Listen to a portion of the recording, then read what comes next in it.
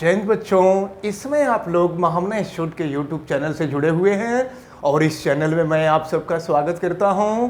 आज हम लोग क्लास 9th मैथमेटिक्स हिंदी माध्यम एनसीईआरटी बुक के अध्याय 3 निर्देशांक ज्यामिति के प्रश्नावली 3.3 को हम लोग पढ़ने जा रहे हैं। प्रश्नावली 3.3 को हम शुरू करें इससे पहले कुछ बातें आवश्यक हैं जिनको आप देखें। जैसा कि आपको बताया गया था कि कार्तीय तल में जो क्षैतिज रेखा खींची गई होती है उसको हम यक्ष अक्ष कहते हैं और जो ऊर्ध्वाधर रेखा खींची गई होती है उसको हम वाई अक्ष कहते हैं। और ये रेखाएं किसी तल को 4 भागों में विभाजित करती हैं और प्रत्येक भाग को हम चतुर्थांश यानी कि क्वाड्रेंट कहते हैं। ये भी आपको पता है। और देखें, इसको हम कहते हैं ये प्रथम चतुर्थांश है और ये द्वितीय चतुर्थांश है, ये तृतीय चतुर्थांश है और ये चतुर्थ चतुर्थांश है। एक चीज और हम आपको बता दें कि कहीं का भी निर्देशांक, किसी भी बिंदु का निर्देशांक लिखते हैं तो निर्देशांक में यक्ष और वाई होता है। कहीं का भी निर्देशांक लिखेंगे तो निर्देशांक यक्ष और वाई होता है। यक्ष जो होता है यह भुज कहलाता है और वाई जो होता है यह कोटि कहलाता है। तो फिर अगर निर्देशांक लिखते समय तो अब जो है अगर हम देखें तो यहाँ से इधर के तरफ यक्ष का मान धनात्मक होता है।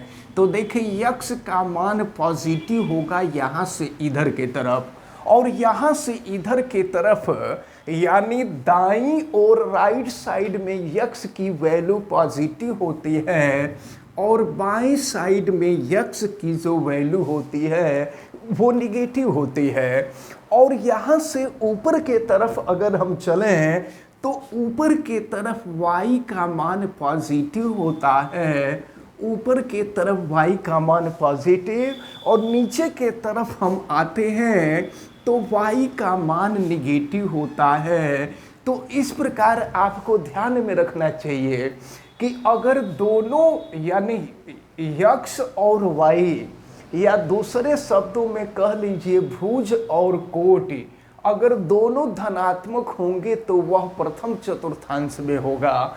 अगर भुज नेगेटिव और कोटि पॉजिटिव होगा तो वह द्वितीय चतुर्थांश में होगा। और अगर भुज और कोटि दोनों निगेटिव होंगे तो वो तृतीय चतुर्थांश में होगा। और अगर भुज पॉजिटिव और कोटि निगेटिव होगा तो ये जो है यह चतुर्थ चतुर्थांश में होगा।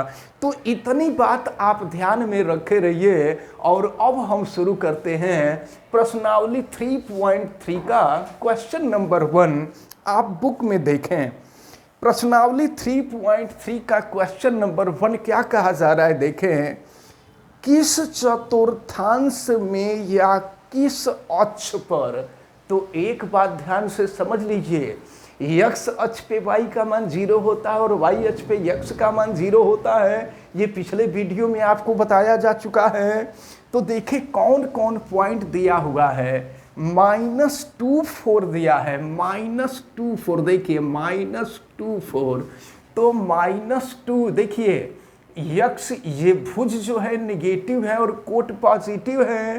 तो -2 जो होगा वह द्वितीय चतुर्थांश में होगा। और इसके बाद 3 - 1, तो 3 - 1 जो होगा ये 3 - 1 यानी देख रहे हैं भुज पॉजिटिव है और कोट निगेटिव है। तो 3 - 1 जो होगा यह फोर्थ चतुर्थांश में होगा। और -10 तो देखिए यहाँ -10 तो यहाँ देख रहे हैं y का मान 0 है। तो y का मान 0 है तो y का मान है यक्ष होता है, ये y होता है। तो y का मान 0 होता है यक्ष अक्ष पे और यह -1 है। तो -1 देखिए इधर यक्स का मान, ये यक्स का मान है, ये वाई का मान है, तो वाई का मान 0 यक्स अक्ष पे होता है और यक्स का मान -1 है, तो यक्स इधर की तरफ धनात्मक होता है और इधर की तरफ ऋणात्मक होता है। तो -1 0 जो होगा वह यक्स अक्ष के ऋण दिशा में कहीं पर होगा। और इसके बाद देखें 1 2 दोनों पॉजिटिव हैं, 1 2, तो 1 और 2 जो होगा ये प्रथम चतुर्थांश में होगा, क्योंकि देख रहे हैं 1 भी पॉजिटिव है और 2 भी पॉजिटिव है। अब इसके बाद क्या है -3 -5, तो -3 -5 यानी दोनों निगेटिव है, तो दोनों निगेटिव तृतीय चतुर्थांश में होगा, ये हो गया -2 और -5, सॉरी -3 और -5 है, -3 और -5 को हमने दिखा दिया। तो आपसे पूछ रहा था कि किस चतुर्थांश में या किस अक्ष पर बिंदु पड़ेगा, तो आपने देखा कि -2 4 द्वितीय चतुर्थांश में होगा, 3 -1 चतुर्थ चतुर्थांश में होगा, -1 0 यक्स अक्ष के ऋण दिशा में होगा और 1 2 फर्स्ट चतुर्थांश में होगा, -3 -5 तृतीय चतुर्थांश में होगा। तो ये चीजें आपसे पूछी जा रही थी, तो ये आपने बता दिया। अब जानते हैं क्या कह रहा है क्वेश्चन में कि कार्तीय तल पर इनका स्थान निर्धारण करके अपने उत्तर को सत्यापित कीजिए। अब कार्तीय तल पर इनको दिखाना है, तो देखें अगर कार्तीय तल पे दिखाना होगा तो कैसे दिखाएंगे। आपसे कहा जा रहा है कि कार्तीय तल में इन बिंदुओं को दिखा करके सत्यापित कीजिए कि आपने जो दिखाया है वो बिल्कुल सही है। तो देखें इधर के तरफ यक्स का मान पॉजिटिव होता है, ये है +1, ये है +2, इसको बराबर भागों में हम बांट लेते हैं, ये हो जाएगा +3, ये हो जाएगा +4 और यहाँ +5 कर देंगे। और अगर इधर के तरफ हम आए तो यक्स का मान निगेटिव होगा, तो यहाँ देखें इसको हम -1 और इसको हम यहाँ पर -2, यहाँ पर -3, यहाँ -4, यहाँ -5 दिखा देते हैं। अब इसके बाद यहाँ ऊपर के तरफ देखें y अक्ष के तरफ, तो यहाँ पर y का मान पॉजिटिव, ये हो जाएगा +1, ये हो जाएगा +2, ये हो गया +3, ये हो गया +4, ये हो गया +5 दिखा दिए। इसी तरह से नीचे की तरफ आएंगे तो y का मान निगेटिव होगा, y का मान निगेटिव हम दिखा दिए। देखिए क्या है, ये -1 हो गया, ये -2 हो गया, ये -3, ये -4 हो गया और ये -5 हो गया।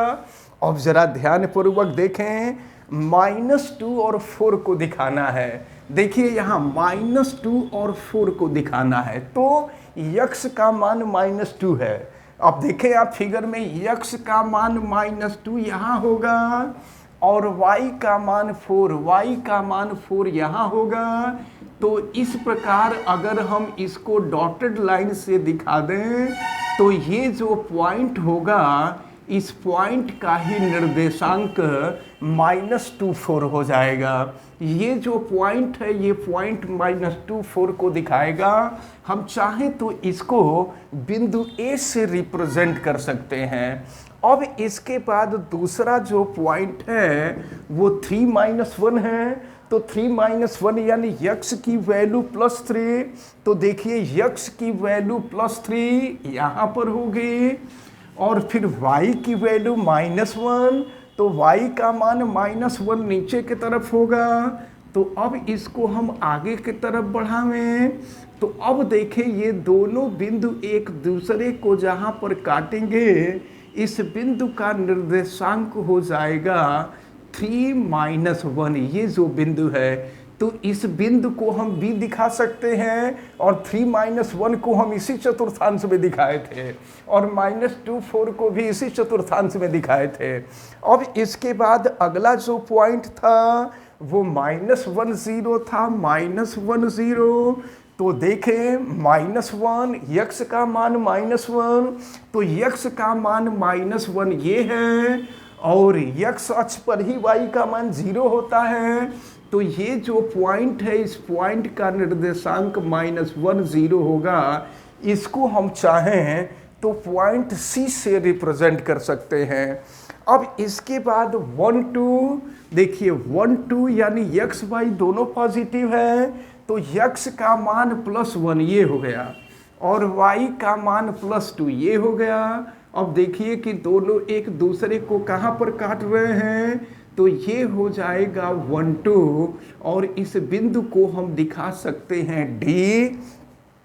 और इसके बाद है -3 -5, तो -3 और -5 दिखाने के लिए यक्स का मान है -3 और y का मान है -5। -3 देखिए यक्स का मान -3 आ जाइए ये है और y का मान -5, तो y का मान -5 यहाँ हो जाएगा।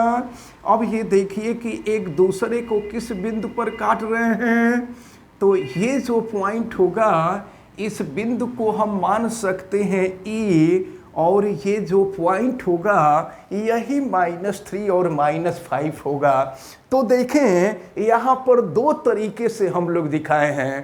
पहले तो हम लोग किस चतुर्थांश में कौन सा मान पॉजिटिव और कौन सा मान निगेटिव होता है उसके हिसाब से दिखाए हैं और फिर इसके बाद हम लोग स्थान का निर्धारण करके इसको सत्यापित किए हैं। तो इस प्रकार प्रश्नावली 3.3 का ये जो क्वेश्चन नंबर 1 है यह क्वेश्चन नंबर 1 समाप्त होता है। अब इसके बाद एक क्वेश्चन और होगा क्वेश्चन नंबर 2 जिसको हम लोग नेक्स्ट वीडियो में देख लेंगे। तो ये निर्देशांक ज्यामिति का पूरा चैप्टर आपका समाप्त हो जाएगा और हमें उम्मीद है कि आज जितना भी आपको पढ़ाया गया है सब कुछ समझ में आया होगा। आप वीडियो को लाइक ज़रूर कीजिएगा और अगर चैनल पे नए हैं तो चैनल को सब्सक्राइब भी कीजिएगा। चैनल सब्सक्राइब करने के लिए आप YouTube पे महामना इंस्टीट्यूट को सर्च कीजिए और रेड कलर के सब्सक्राइब वाले बटन को क्लिक कर दीजिए, चैनल सब्सक्राइब हो जाएगा। और इस वीडियो को मैक्सिमम स्टूडेंट तक शेयर करें ताकि मैक्सिमम स्टूडेंट इस इम्पॉर्टेंट टर्म को अच्छी तरह से समझ सकें और बेल आइकन को भी प्रेस करें तथा बेल आइकन को ऑल पे कर दें ताकि प्रतिदिन पढ़ने वाली वीडियो की सूचना भी आपको मिलती रहे। और अगर किसी प्रकार की कोई दिक्कत समझ में आती है तो आप हमें कमेंट करके ज़रूर बतावें। आप सभी लोगों का बहुत बहुत धन्यवाद। जय हिंद।